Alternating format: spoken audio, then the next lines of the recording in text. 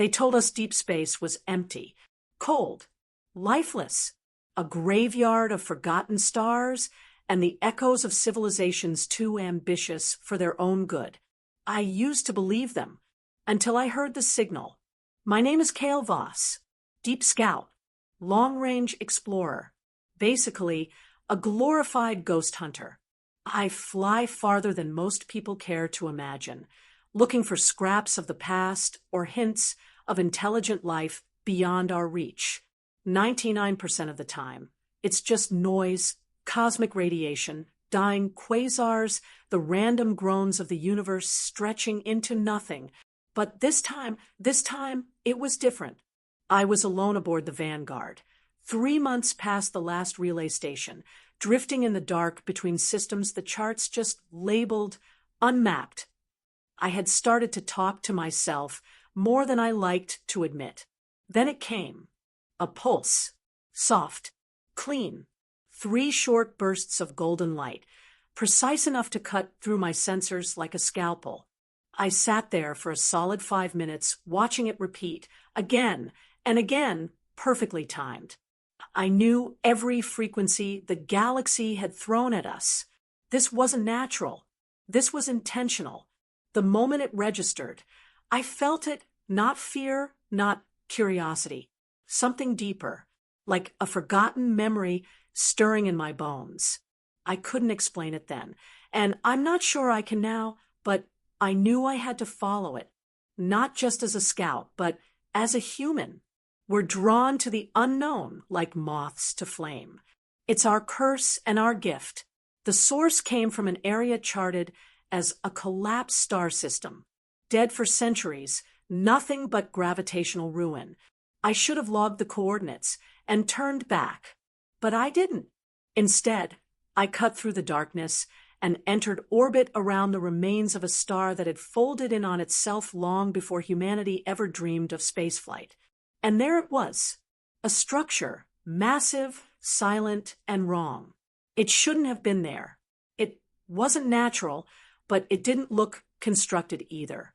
It was grown, like coral in the sea, spiraling around invisible lines of force that made no sense to my eyes. Dark metal, ancient design, orbiting the remains of a star like a monument to something we weren't meant to find. The signal was coming from deep inside. My systems couldn't penetrate the hull. No drones made it more than a few meters before losing connection. There was only one option. I suited up and went in myself. The airlock groaned like a beast as it opened. Inside, the air was stale, the silence deafening. My boots echoed against metal that felt like it had weight in more than just gravity, like it held memory. I made my way through winding halls, strange symbols pulsing faintly on the walls. Then, in the heart of the ruin, I found it. A room. Circular. Perfect. And at the center, floating in midair, was the source. A sphere. Smooth. Gold. Glowing softly, like a dying ember from a fire long forgotten. And when I stepped closer, it pulsed. Once. Not randomly, not mechanically. It pulsed like a heartbeat. It pulsed for me. I stood there, motionless, the breath in my suit thick and shallow, watching the golden sphere hover in silence. It didn't spin or wobble. It just floated, perfect, still alive in a place that felt anything but. My helmet display flickered with static, sensors losing calibration like they were confused by what they were seeing. This thing wasn't just emitting energy. It was deciding what kind of energy to emit. I felt it more than I read it, like it was watching me too. I stepped into the chamber fully, careful not to touch anything. The architecture around the sphere was just as strange. The walls bent in impossible angles, curves that gave the illusion of movement even though nothing shifted. Glyphs etched deep into the walls glowed faintly as I moved, responding to presence, not light. I felt like I'd walked into a memory, one far older than any species we'd ever encountered. Not a tomb, not a temple, a wound. This place had bled history, and the spark, whatever it was, had formed inside it. As I circled the sphere, a low vibration started in my chest. Not sound, but resonance, like it was sinking to me. I reached out, almost against my will, and the moment my fingers brushed the outer surface, time shattered. Not around me, within me. Flashes. Whole lives. Thousands. I saw cities made of glass and bone, stretched across rings of gas giants. I felt the ache of a soldier dying in silence, staring at the sky as the last of his people vanished.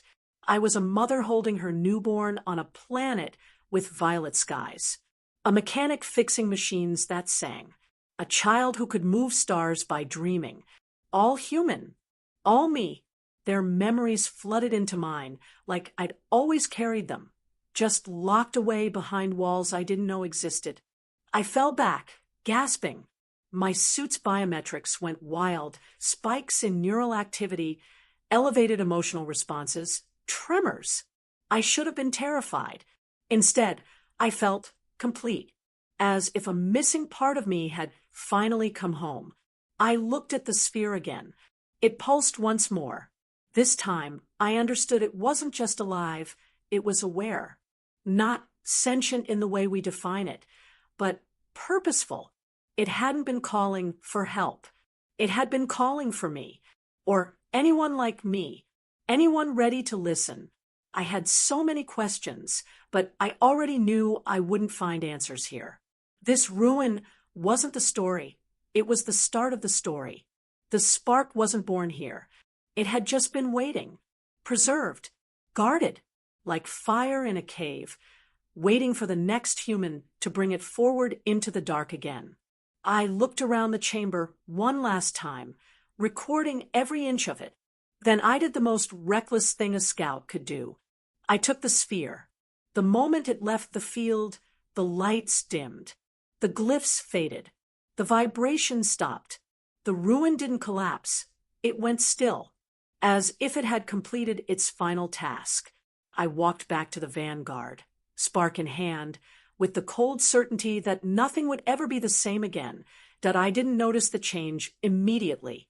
When I returned to the vanguard with the spark secured in an isolation chamber, everything felt normal, at least as normal as deep space travel ever gets. But in the quiet hours between jumps, I found myself staring at it. The way it glowed, softly shifting between hues of gold and white, like it breathed in a rhythm I couldn't hear but could feel. I wasn't just observing it anymore, I was connected to it. And then the dreams started. At first, they were just fragments, half-glimpsed images. A city of towers that shimmered with energy, hands sculpting something that looked like a star from raw light. A voice, maybe mine, whispering in a language I didn't know, but understood.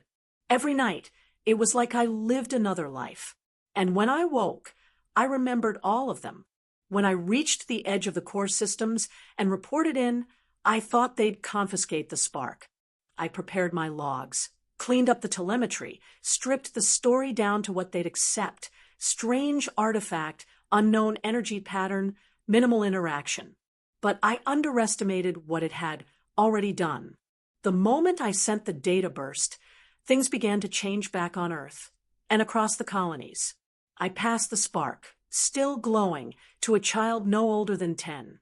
She took it without fear, cradling it like it belonged to her, like it always had. And in that moment, it pulsed once. Then again, I looked into the stars, not with awe or longing, but with understanding. The long silence was over. The fire had returned, and this time we would carry it farther than it had ever gone before.